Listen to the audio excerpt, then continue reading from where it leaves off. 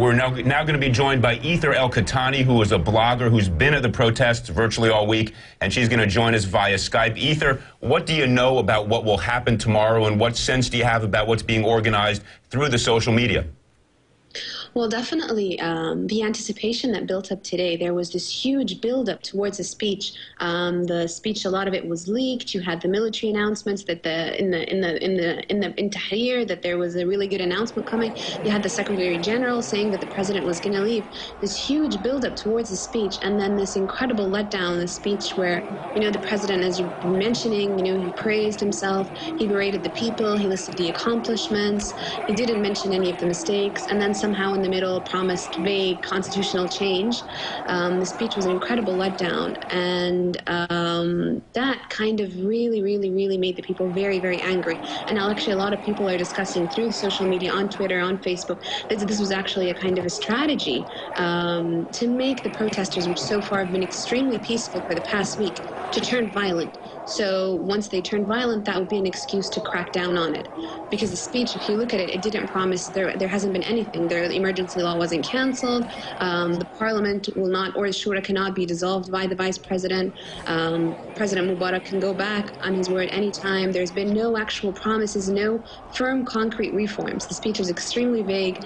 And as a writer, as a journalist, I think you could write a better speech. A lot of people on Twitter, on social media, they're like, it's kind of like we got punked. And the Ashton Kutcher stuff, everyone was really stunned. In Tahrir, the minute, the photos, the people, just the reaction, and you actually had state media. The minute the speech ended, they cut to the national anthem. Our national anthem. They didn't cut to the reaction of the people, which was extremely loud, extremely angry, shouting, leave, leave, leave, leave, and invalid, invalid. So on the ground right now, a lot of people who are marching, who are going to the presidential palace, a lot of people through social media are saying, calm down, that this is the strategy. They're trying to make us, violent so they can take action against us. Calm down, go to sleep, and tomorrow is a new day. So everyone's sleeping. Ethar, this is Kathleen Parker. Our President Barack Obama, issued a statement tonight and took a sort of a point-by-point analysis of your president's speech and was not terribly friendly. Has that gotten out at all on your side of things? It does, but a lot of people aren't really happy with the speech, and a lot of people saying that all the speeches combined, they really don't, the message isn't strong enough, that there was really no point to them, that it keeps, that a lot of people said, even the President Obama's speech before President Mubarak came up, it was almost as if he had no idea, that we've been led to believe that no, that President Mubarak was going to step down and that it was a shock before. So this has started to filter, but a lot of people are now taking, they're taking the way of just leave us alone, this is our deal, this is our issue, we'll work it out, foreign intervention. And that's also partly because of state media, and also if you realize the president, he reiterated a lot the idea of I will not bow to foreign influences, I'm not leaving. And that kind of also, you kind of felt that maybe President Obama, they didn't really think that this was going to happen, that he was not going to step down. We got the impression that President Obama thought the president was going to step down. We got that impression too. Yeah. Ethar, it's Irshad here in New York. Salaam alaikum. I would like to know that if, back to your reference, your wonderful reference of being punked, if the military punks the demonstrators tomorrow by turning violent on the demonstrators, how are the protesters going to deal with that? I think a lot of people right now are actually hoping that no, this isn't going to happen. And a lot of people, if you're looking at Twitter, a lot of people have been making sure to document instances where the army, where the generals or people who are actually leave and join the protesters' ranks. That that the people and the army are one.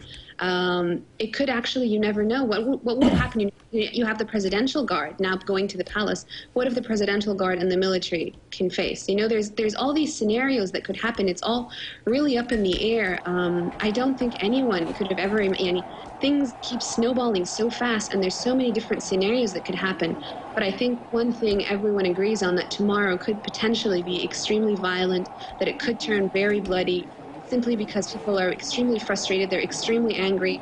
The president's speech did not, his last speech at least made some people feel some empathy towards him, but this speech was extremely, you know, father knows best style, and even vice president, when he appeared after, it was, you know, everyone go home and don't watch Al Jazeera or don't watch satellite channels. They're all trying to trick you.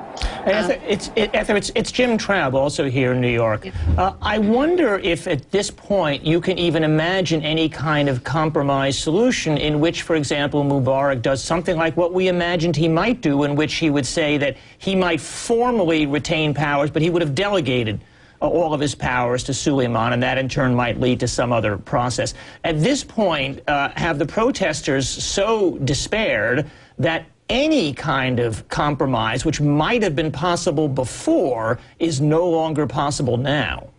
Well, they say 3 times the charm, and he's already had the kind of 3 times.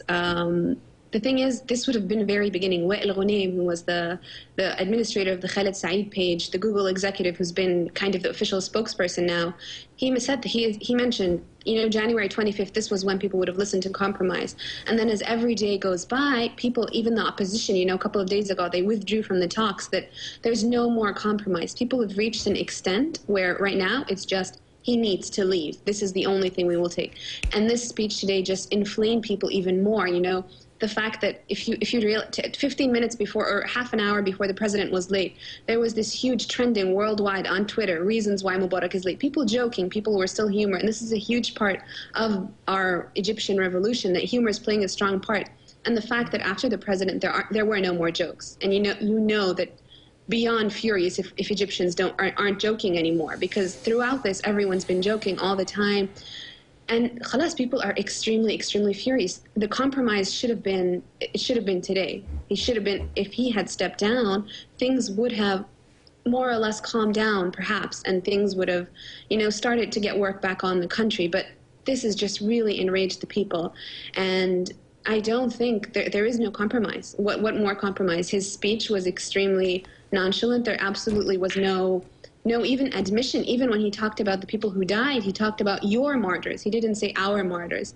Very, very alienating to people. And I definitely think, you know, his time is over. His regime is over. The people aren't going to, they're not just going to, you know, wake up and be, okay, let's just listen to the army. We all got SMSs. I got an SMS text message a couple of hours ago, and it's from the army saying that they will protect us and that wait for an announcement. And everyone's like, wait for an announcement. It's 3 o'clock in the morning. What kind of announcements can be made now? You know, Ethar, you raised the military and the relationship between the protesters and the military. Seems to, again, there will be this enormous credibility gap because, as Jim Traub referred to earlier, the general, the very senior military spokesman, visited Tahrir Square and said all of your demands will be met, building this sense throughout the course of the day that there would be a resolution, some overarching agreement among all the major forces in society, and then that all those expectations dashed and destroyed. How can you possibly rebuild that relationship either with the military or certainly with Mubarak and Suleiman? Well, you know, another argument for that is perhaps that they were also misled, because even state-run media was saying, you know, that this was repeated everywhere, that the Secretary General, the ruling National Democratic Party, Hossein Badrawi, he appeared on all the channels saying that President would actually fulfill all your demands, your main demand, by tomorrow morning at the latest. So that can be forgiven, said that perhaps they were misled in a way. But I think the biggest way that the army will show that they are with the people or against them is their reaction towards, if the people actually do decide to go to the presidential palace. There are not that many now, but tomorrow will, or not tomorrow, I guess in a couple of hours now, will show us. This will be the definitive moment where, if people do decide to actually take action, no more, you know, people have been doing very much with the Gandhi's quote, you know, first they laugh at you, first they ignore you, laugh at you, then they fight you, and then you win. But people are now calling, you know, for civil disobedience, and the military's reaction to them, that will show us whether they're to stand with the people or against. All right, Ethar El-Katatney, thank you so much for joining us, and always interesting observation. Let's take a quick run back to Ben Wiedemann, who's in Cairo. Ben,